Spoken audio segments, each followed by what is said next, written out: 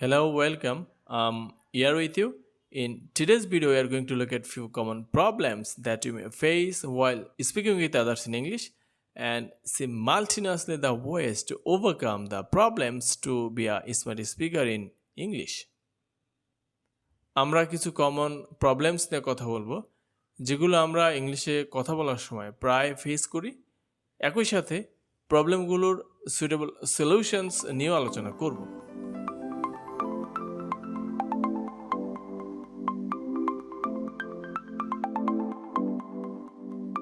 Let's have a look at few common problems we often face. Lack of practice, inferiority complex,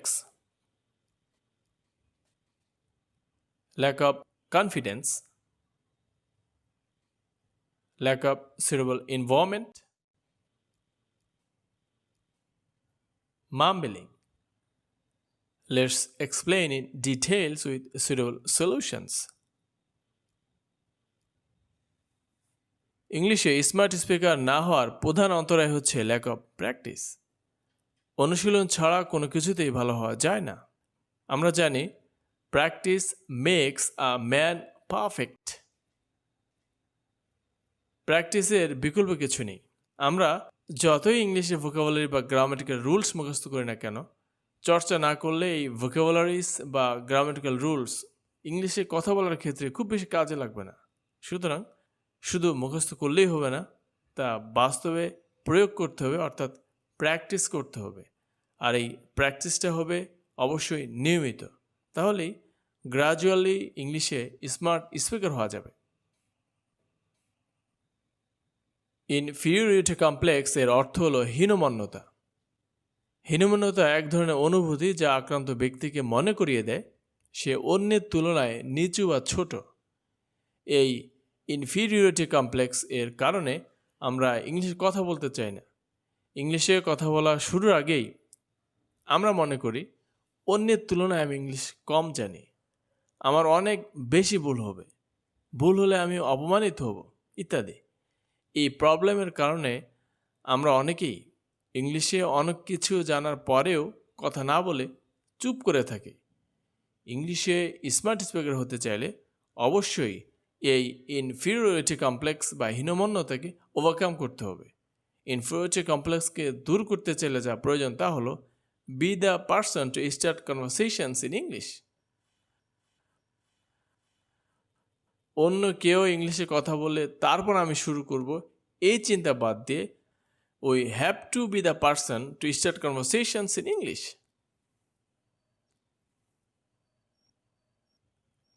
কনফিডেন্সের অভাবে আমরা অনেকেই ভালো English জানার পরেও ইংলিশে কথা না বলে চুপ করে থাকি।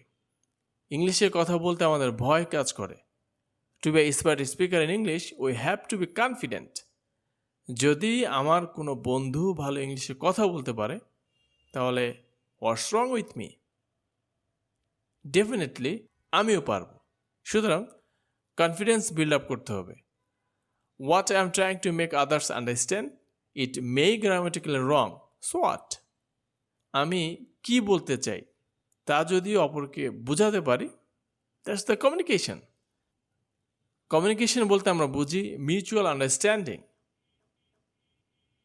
সো ইনিশিয়াল লেভেলে গ্রামাটিক্যাল মিস্টেক্স হলেও কনফিডেন্টলি ইংলিশে কথা বলা চালিয়ে যেতে হবে।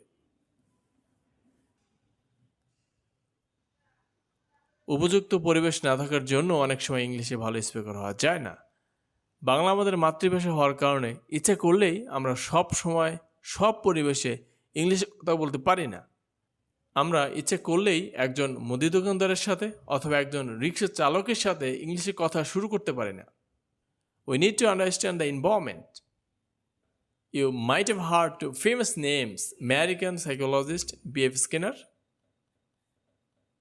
and a Russian physiologist Ivan Pavlov. তারা বলেছেন language is a matter of habit. ভাষা হচ্ছে অভ্যাসের ব্যাপার, আর এই অভ্যাস গড়ে তোলার জন্যই একটা ভালো পরিবেশ প্রয়োজন। যদি অটোমেটিক ইংলিশ বলার বা শেখার পরিবেশ নাও থাকে তাতেও আসলে মূলত খুব বেশি সমস্যা নেই, কারণ কয়েকজন মিলে ইচ্ছা করলেই ইংলিশে কথা বলার একটা ভালো পরিবেশ তৈরি করা যায়। কমিটমেন্ট হবে এরকম যে আমরা কয়েকদিন বাংলার পরিবর্তে ইংলিশে কথার প্রচলন করব। কিছুদিন কন্টিনিউ করতে পারলেই ইংলিশে স্মার্ট স্পিকার হওয়া সম্ভব। ইংলিশে নন নেটিভ স্পিকার হিসেবে আমাদের জন্য মাম্বলিং একটা বড় সমস্যা, যেটা আমরা প্রতিনিয়তই ফেস করি। আমরা ইংলিশে কথা বলার সময় দেখা যায় বারবার আটকে যাই, যা স্মার্ট স্পিকার হওয়ার ক্ষেত্রে অন্তরায়। এই মাম্বলিং সমস্যার কারণে অনেক সময় ইংলিশ কনভারসেশন আমরা কন্টিনিউ করতে পারি না। কিছু সহজ টেকনিক অবলম্বন করে আমরা এই মাম্বলিং সমস্যা দূর করতে পারি।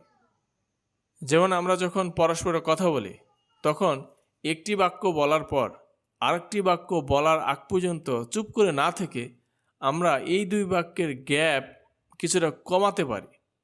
সেজন্য আমরা নিচের যে কোনো একটি বাক্য অথবা শব্দ ব্যবহার করতে পারি। আমরা বলতে পারি,